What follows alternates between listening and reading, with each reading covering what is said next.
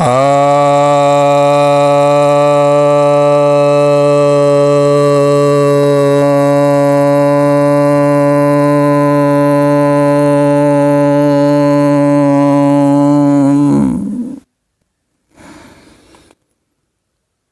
भक्तजनों को सप्रेम नमन। भक्तों, आज मैं आपको हमारी सभी प्रकार की जो बीमारियां हैं और हमारी अन्य जो सभी समस्याएं हैं, चाहे वे आर्थिक समस्याएं हो, चाहे वो भावनात्मक समस्याएं हों, चाहे वो दैविक समस्याएं हों, चाहे मानसिक समस्या हो,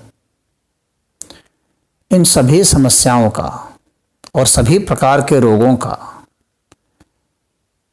जो मूल है,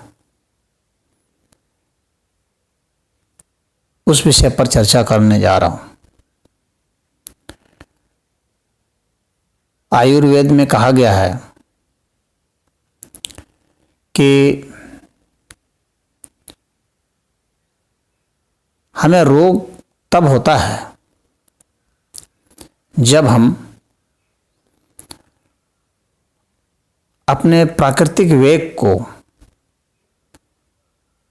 नज़रअंदाज कर देते हैं, दमन कर देते हैं और रोक देते हैं। जब हम उसको अच्छा से नहीं समझते, तो चाहे वाग्भट ऋषि रहे, चाहे आचार्य सुश्रुत रहे, चरक रहे, या अन्य जितने भी आयुर्वेदाचार्य रहे, उन्होंने इस बात की तस्दीक की है। उन्होंने इस बात को बताया है हमें कि आप वेग को मत रोकें। और यही बात शास्त्रों में भी है कि जब हम वेग को नहीं समझते हैं, हमारे भीतर जो इम्पल्स उठता है, जो स्फुरण होता है, हम हर कुछ जो करना चाहते हैं, जो कोई भी जो घटना घटती है, बड़ी घटना घटती है, तो एक हमारे मन मस्तिष्क में स्फुरण उठता है और प्राकृतिक स्फुरण होता है। और जो व्यक्ति ज़्यादा सचेत नहीं होता, वो उस वेग को न समझ पाता है, न उसके हिसाब से व्यवहार कर पाता है, न ही उसका रूपांतरण कर पाता है। तो ही हमें तमाम तरह की समस्याओं से रूबरू होना पड़ता है। अब प्राकृतिक वेग क्या हैं? तो हमारे अलग अलग स्तर पर अलग अलग तरह के वेग हैं। जैसे शरीर के स्तर पर मान लीजिए कि मूत्र का एक वेग है, मल का वेग है। तो कितने लोग हैं जो मूत्र को थाम लेते हैं, किसी कारणवश पब्लिक प्लेस में है, पेशाब लगा हुआ है, तो मूत्र त्याग नहीं करते हैं, रोके रखते हैं। जो ही हम मूत्र को रोकते हैं, तो ही हमारे शरीर में जहर बनना शुरू हो जाता है बहुत तेजी से, और हमें कई प्रकार की बीमारियों से जूझना पड़ जाता है। उसके कारण कई प्रकार की बीमारियां सूक्ष्म रूप से विकसित हो जाती हैं। घुटने का दर्द, कमर का दर्द, किडनी में प्रॉब्लम, हृदय में प्रॉब्लम, हमारी नसों में समस्याएं। तो इसी तरह से मल मूत्र का वेग रोकने से अब गैस बन जाना, पेट फूल जाना, गैस का ऊपर चढ़ने लगना, तो स्नायु संबंधित सारी परेशानियां आ जाती हैं। तो हम मल मूत्र का जब भी वेग आता है, उस वेग को रोके नहीं, तुरंत ही विसर्जन कर दें। मल मूत्र का विसर्जन कर देना चाहिए। उसी तरह से कितने लोग नींद के वेग को थाम लेते हैं। नींद का भी एक झोंका आता है, वेग आता है। जो झोंका आता है, यदि आप तुरंत सो गए तो शरीर शांत होगा, निश्चिंत होगा, शरीर अपना इलाज करता है। परंतु लोग वेग को थाम लेते हैं, चाय पी लिए, कॉफ़ी पी लिए, नींद को भगाते हैं। कोई गोली खा लिया, कोई पानी का छींटा मार दिया। तो जब हम प्राकृतिक जो वेग उठ रहे हैं उस वेग को रोकते हैं तो हमें कई प्रकार की बीमारियों से जूझना पड़ता है। अब नींद को रोकेंगे तो चिड़चिड़ापन, उबासी, ब्लड प्रेशर में प्रॉब्लम, अनिद्रा की बीमारी लगातार हो जाती है। इससे मन मस्तिष्क कमज़ोर हो जाता है, विश्लेषण शक्ति घटने लगती है, दिमाग भन्नाने लगता है, गिडीनेस आने लगता है, चक्कर आने लगता है, वर्टिगो हो जाता है और हमारा शरीर का जितना भी मेटाबॉलिज्म है सब डिस्टर्ब हो जाता है। इसी तरह से काम वासना का भी वेग उठता है। उस वेग को भी कई लोग दबा देते हैं कई चीज़ के नाम पर। और कितने लोग हैं जो उस वेग को नहीं समझते हैं, क्योंकि जब वेग उठता है काम का तो साथ में यह भी उठता है, एक मनो स्तर पर भी एक वेग उठता है उसी के साथ साथ कि यह कितना न्यायपूर्ण है, ये काम वासना कितनी न्यायपूर्ण है, इसका भी वेग उठता है साथ ही साथ। जो सजग व्यक्ति होता है उस न सिर्फ वो उस काम के वेग को देखता है बल्कि उस न्यायपूर्ण उस वेग के पीछे जो न्याय की बात है उसको भी देखता है। तो यदि गलत अर्थ में उठता है तो उस वेग को कैसे रूपांतरण किया जाए, क्योंकि ये जो काम वेग है उसके पीछे जो सूक्ष्म मनोवेग है यदि हम उसको नहीं देखते हैं तो फिर वह वेग हमको फिर प्रदूषित करने वाला है। उस वेग में यदि बह जाते हैं तो प्रदूषित करने वाला है। और यदि वह न्यायपूर्ण वेग है और उसको हम दबा देते हैं, न्यायपूर्ण काम वेग है उसको हम दबा देते हैं तो फिर शरीर में विकार होने वाला है। अगर हम पाखंड करके दबा देते हैं तो वह विकार पैदा करने वाला है। उसी तरह से भूख का वेग है, प्यास का वेग है। कितने लोग अभी खूब पानी पीते हैं, ये सोच के पानी पीते हैं कि इतना लीटर पानी पी लेना है, कैलकुलेशन करके कि 3 लीटर पी लेना चाहिए, कि 2 लीटर पी लेना चाहिए, कि सुबह इतना पानी पीना चाहिए। ऐसा नहीं है। जो वेग है वो स्वयं बतलाता है, हमारा शरीर स्वयं इंडिकेट करता है। जितनी प्यास लगती है उतना पीजिए, जब प्यास लगती है तब पानी पीजिए, ये उसका सही चीज़ है। और इतना लीटर पीना है, इतना लीटर पीना है, हर व्यक्ति की अलग अलग प्यास होती है, अलग अलग व्यक्ति का ढांचा है। कोई 7 फीट लंबा है, कोई 5 फीट लंबा है, कोई 3 फीट लंबा है, कोई किस आयु का है, कोई किस आयु का है, कोई कैसा प्यासा है, किसने कितना भोजन लिया है, किसकी कैसी प्रकृति है, कफ की है कि पित्त की है कि वायु की प्रकृति है कि मिश्रित प्रकृति है, उसके हिसाब से पानी का शरीर में डिमांड होता है।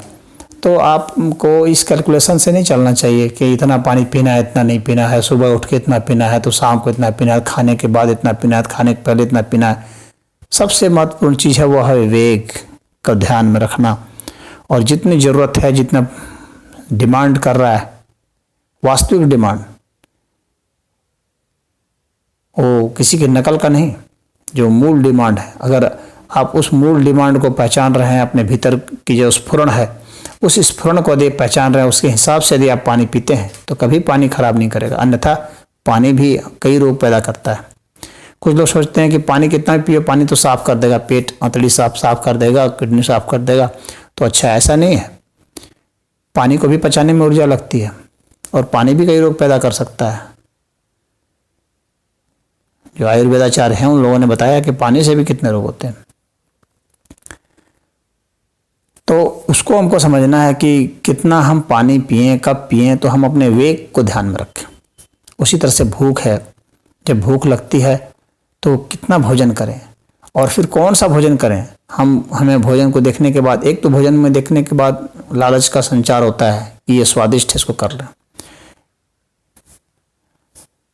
और एक होता है कि जब हम उस स्वाद को ग्रहण करते हैं तो हमारा शरीर एक संतुष्टि असंतुष्टि का बहुत सूक्ष्म संदेश देता है, उसी को स्फुरण वेग कहते हैं। तो वो उस सूक्ष्म संदेश को समझेंगे कि हम जो भी चीज़ खाते हैं शरीर हमें बता देता है अंदर से कि यह तुम्हारे लिए सही है या नहीं है। चाहे हम कोई फैट लें, चाहे कोई भी चीज़ लें, तो शरीर हमें यह बता देगा, संदेश निश्चित देगा कि यह चीज़ खाना है कि नहीं, दूध पीना है कि नहीं पीना है, तली हुई चीज़ खानी है कि नहीं खानी है, खाने से नुकसान करेगा फ़ायदा करेगा, क्योंकि शरीर के पास पूरा इसका डेटा होता है, रिकॉर्ड होता है, इतिहास होता है। जो हम खाए रहते हैं उसका जो अनुभव है, उस अनुभव को भी शरीर संजो कर रखता है और उसको उस पर लागू करता है, संकेत देता है कि यह चीज़ खाओगे तो मुसीबत में फंसोगे, तुम्हारे लिए ठीक नहीं है। लेकिन वो जीभ का स्वाद करता नहीं, खा लो, देखा जाएगा बाद में जो होगा सो, बाद में कुछ कर लेंगे, कोई दवा ले लेंगे या आराम कर लेंगे या ये कर लेंगे वो कर लेंगे। तो फिर आदमी खा लेता है और उससे फिर बीमारियों के फेर में पड़ जाता है। तो ऐसा जब लगातार एक दो मान लीजिए स्फुरण को आपने नज़रअंदाज कर दिया तो हो सकता है कि आप जो है उतने बड़ी बीमारी में न फंसें। लेकिन जब आप लगातार नज़रअंदाज करते हैं तो वह एक आपकी आदत बन जाती है, and habit is the second nature. तो जब आदत बन जाती है तो वो आपका स्वभाव धीरे धीरे बन जाता है और इसमें आप फंस जाते हैं। तो जो भूख का वेग उठता है उसको भी समझिए कि कब खाना है, कोई टाइम से खाने की जरूरत नहीं होती है। शरीर स्वयं संकेत देता है कि खाने का समय हो गया। शरीर ये नहीं कहेगा कि आप 10 बजे खाइए, कि शाम को खाइए, कि दोपहर को खाइए इतने बजे।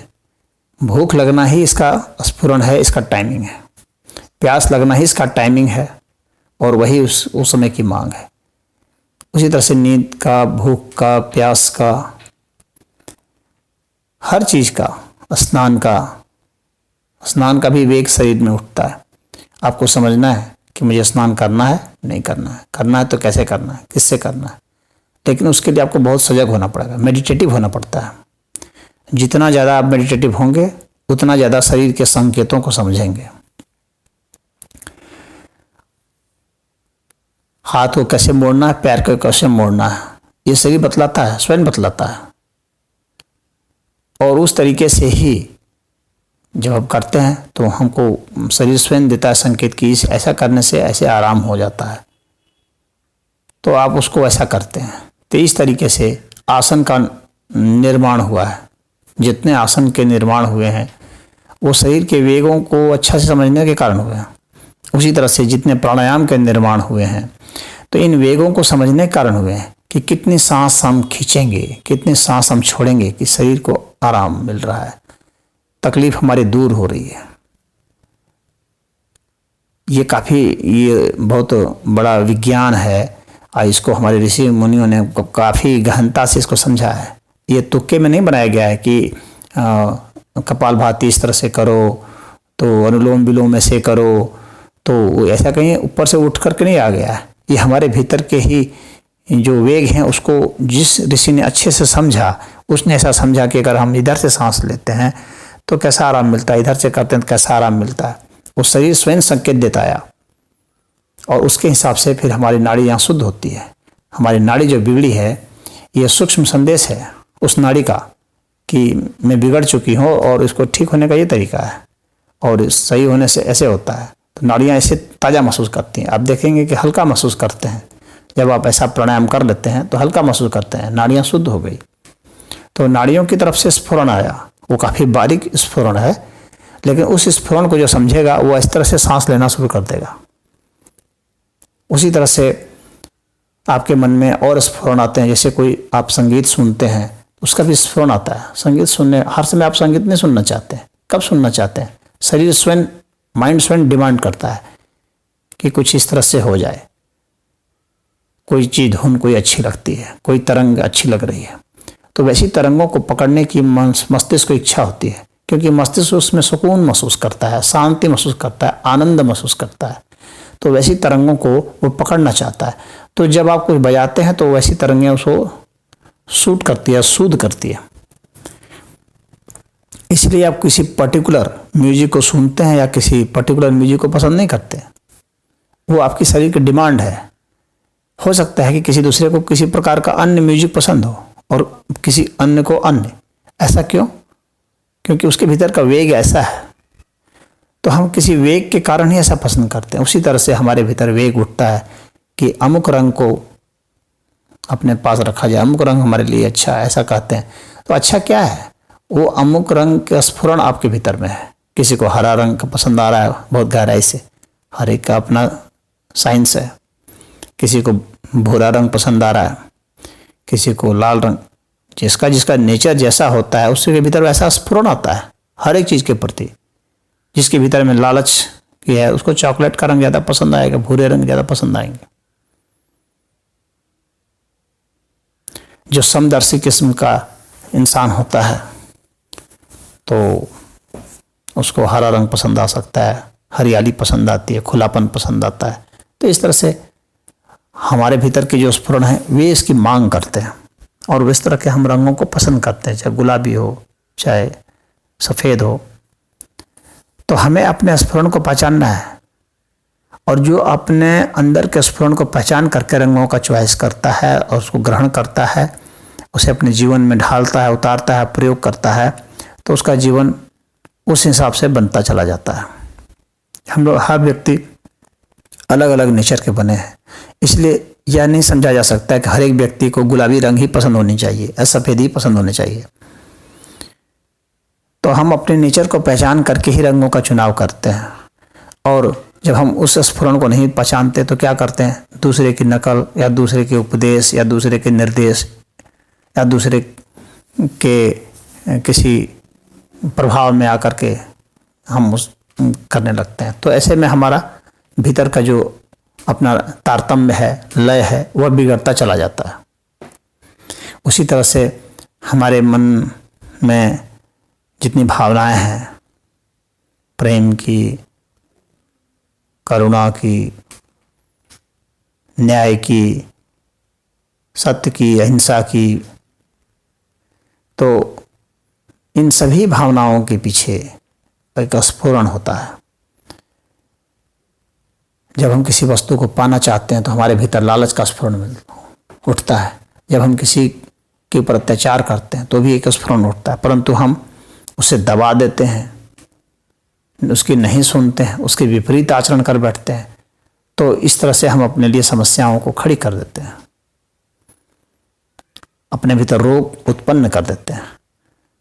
हमारे जितने भी रोग हैं वे सब अपने मनोवेग को दबाने के कारण, मनोवेग को नहीं समझ पाने के कारण, अपने शरीर के वेग को, नाड़ियों के वेग को, मांसपेशियों के वेग को, सभी के वेग को नहीं समझ पाने के कारण है। और इनको समझने के लिए क्या है? आपको बस मेडिटेटिव होना पड़ेगा, थोड़ा ध्यान का अभ्यास चाहिए। ध्यान का अभ्यास करेंगे, कुछ प्राणायाम करेंगे, अपने प्रति कुछ सजग रहेंगे, कुछ होश में रहेंगे, तो आप देखेंगे कि आपको अपने वेगों का बोध होने लगा। क्रोध का भी वेग उठता है, यदि हम उस क्रोध के वेग को देख लें तो वो वेग शांत हो जाता है। काम का वेग उठता है, घृणा का वेग उठता है। तो इन सभी के वेगों को हमें समझना है और जब हम समझते हैं तो वे शांत हो जाते हैं, रूपांतरित हो जाते हैं, या हम उनका उपभोग भी कर सकते हैं। ये हमारे ऊपर हो जाता है चॉइस कि हम कैसे करें। वेगों को ज़बरदस्ती दबाना नहीं है। जो अच्छे वेग हैं तो हम वे अच्छे हैं या नहीं हैं, क्योंकि वेग कई तरह के उठेंगे, तो वे अच्छे हैं या नहीं हैं ये हमारा मन हमें बता देता है, निर्णय देता है। हमारा जो विवेक है, मन का जो सूक्ष्म हिस्सा है वो विवेक है, वो हमें बताता है कि यह जो वेग है हमारे लिए कैसा है। तो उसके हिसाब से यदि हम आचरण कर बैठते हैं तो वह वेग हमारे लिए बहुत ही सुखदायी, फलदायी, लाभकारी सिद्ध होता है। और यदि हम उसके पर आरूढ़ होकर के जबरदस्ती दूसरा वेग लाद देते हैं, जैसे न्याय का जो वेग उठा और काम का वेग उठा या क्रोध का वेग उठा या लालच का वेग उठा, तो ये दोनों जो विपरीत तरह के वेग एक साथ दिख रहे हैं, तो जाहिर सी बात है कि इसमें जो है विवेक निर्णय करेगा कि यहाँ पर हमें संसाधन के प्रति लालच होना चाहिए या हमें न्याय देखना चाहिए। तो हमारा जो वेग है वह निर्णय कर देता है, हमें बता देता है कि तुम्हारे लिए क्या वास्तविक में क्या हितकर है, क्या होना चाहिए। हम यदि उसको दबा दें, न्याय को दबा करके हम अपने लालच को वहाँ थोप दें, तो जाहिर सी बात है कि हम खुद ही अपने खिलाफ हो गए। हमारा ही एक अंश, हमारा ही एक सूक्ष्म अंश जो ज़्यादा बेहतर अंश था और जो ज़्यादा बृहत्तर भी था, बड़ा भी था, उसको हम दबा दिए स्थूल से।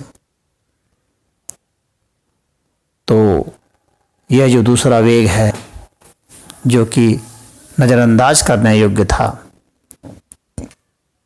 उसको हमने नज़रअंदाज नहीं किया बल्कि उसको हावी होने दिया। तो इस कारण हमें मुसीबतों का सामना करना पड़ेगा। हम अत्याचारी अनाचारी हो जाते हैं और बीमारियां यहाँ से उत्पन्न होती हैं।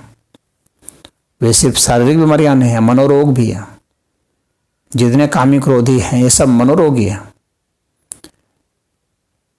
जितने सत्ता के हवस में हैं सब मनोरोगी हैं। वे कुर्सी के लिए कुछ भी करने पर आमदा है, ये सब मनोरोगियों का लक्षण होता है। कितनी हास्यास्पद बात है कि आखिर उस कुर्सी का क्या मूल्य है इस अस्तित्व में। उस कुर्सी के लिए तुम क्या क्या कर रहे हो, कितने मानवों को मार रहे हो, कितनों का हक छीन रहे हो, कितनों को लूट रहे हो, कितनों को सता रहे हो। तो ये मनोरोग होते हैं। इसके कारण फिर तमाम तरह के रोग, चाहे डायबिटीज हो जाए उसे, चाहे ब्लड प्रेशर हो जाए, चाहे कैंसर हो जाए, तमाम तरह के रोग उससे होते हैं। तो उन मनोरोगियों को किसी दवा के जरिए नहीं ठीक किया जा सकता है, क्योंकि उसका तो निरंतर जो है अलग वेग उठता है और उस वेग को वो हावी होने दे रहा है। और जो उसका जो सूक्ष्म वेग है, जो न्याय का वेग है, जो सत्य का वेग है, जो प्रेम का वेग है, करुणा का वेग है, उसको वो दबाता चला जाता है। क्योंकि ये सब कोमल वेग होते हैं, काफ़ी सूक्ष्म होते हैं और कोमल होते हैं, नाजुक होते हैं, परंतु बहुत बड़े प्रभाव रखते हैं। हमारी जो खुशी होती है बहुत नाजुक होती है, शांति बहुत नाजुक है, सूक्ष्म है, उसको हम दबा देते हैं अशांति से, अन्याय से, अत्याचार से, व्यभिचार से, बलात्कार से, क्रोध से, हिंसा से, लोभ से। ये सब स्थूल वेग है जो ज़्यादा दिखते हैं, जो ज़्यादा भौतिक की ओर ले जाते हैं। प्रेम भौतिकता की ओर नहीं ले जाता है, वो एक अलग आयाम में प्रवेश कराता है, और सूक्ष्म आयाम। कई कई आयाम हैं, खैर उन आयामों पर कई बाद में चर्चा करेंगे। वेद में तो 64 आयामों तक का वर्णन है, कहीं कहीं पर 24 आयामों का है। विज्ञान भी 24 आयामों तक की बात कर रहा है, 22 आयामों, 10 आयामों तक की बात कर रहा है, अलग अलग थ्योरी के हिसाब से है। तो यहाँ पर मैं कहूँगा कि वह जो प्रेम करुणा का है, विस्तार का वेग है, वो काफ़ी सूक्ष्म वेग है। और उसे हम जितने ध्यान की गहराई में उतरते हैं उतना ही ज़्यादा उन वेगों को समझते हैं और उसके हिसाब से फिर जीते हैं, तो हम स्वस्थ होते हैं। मन से स्वस्थ, शरीर से स्वस्थ, हृदय से स्वस्थ, भावनाओं से स्वस्थ। स्वस्थ का अर्थ ही होता है स्वयं में स्थित, और स्वयं में स्थित वही होता है जो अपने वेगों को समझता है, वेगों को रूपांतरित कर सकता है, वेगों को बदल सकता है, वेगों को रोक भी सकता है, दुर्वेगों को, जो गलत वेग है। और जो अच्छे वेग हैं उनको नहीं रोकता है, उनको बहने देता है, उनको होने देता है, उनको दबाता नहीं है। फ्रायड ने तो कहा है कि अधिकतर जितने रोग हैं वे सब रोग जो काम वेग उठते हैं उनके कारण है। तो उसने तो एक वेग को देखा, लेकिन सिर्फ काम का वेग नहीं, क्रोध का वेग, हिंसा का वेग, घृणा का वेग, ईर्ष्या, राग, द्वेष का वेग, इन सभी के वेग हैं। भूख का, प्यास का, सबका वेग है, सबका एक इम्पल्स के रूप में प्रकट होते हैं हमारे शरीर में, ज़रूरत के हिसाब से, जब जब जैसी ज़रूरत होती है। नस नाड़ियाँ, मांसपेशियाँ, सभी का वेग होता है। उन्हें हमें देखना समझना चाहिए। और ऐसा तब हो सकता है जब हम बिल्कुल वर्तमान में रहें। ऐसा तब हो सकता है जब हम अपने हर इंद्रियों के प्रति, चाहे कर्मेंद्रियाँ हों चाहे ज्ञानेंद्रियाँ हैं, उन सबके प्रति जब हम सजग रहें, अपने श्वास के प्रति सजग रहें, अपने दिल की धड़कनों के प्रति सजग रहें। क्योंकि ये स्थूल चीज़ें जो हैं, ये लास्ट इंडिकेशन है। इनके पहले भी और सूक्ष्म इंडिकेशन होते हैं, लेकिन ये लास्ट इंडिकेशन है। अगर हम नहीं समझ पाए, इनको हम नहीं देख पाए, नहीं रूपांतरित कर पाए, तो फिर तो अब इसको भौतिक स्तर पर प्रकट हो जाना है। जब हम क्रोधित होते हैं तो हमारी सांस चढ़ने लगती है, हमारी आवाज़ रूखी तीखी हो जाती है, हमारी आंखें फट जाती हैं। तो ये सब वेग हैं। यदि हम सजग हैं तो हम अपने क्रोध को काबू में कर सकते हैं, यानी हम अपनी ज़बान बंद कर देंगे तो वेग शांत हो जाएगा। यदि हम अपनी सांस धीमी कर देंगे तो वेग शांत हो जाएगा। यदि अपनी आंखें बंद कर देंगे तो वेग शांत हो जाएगा।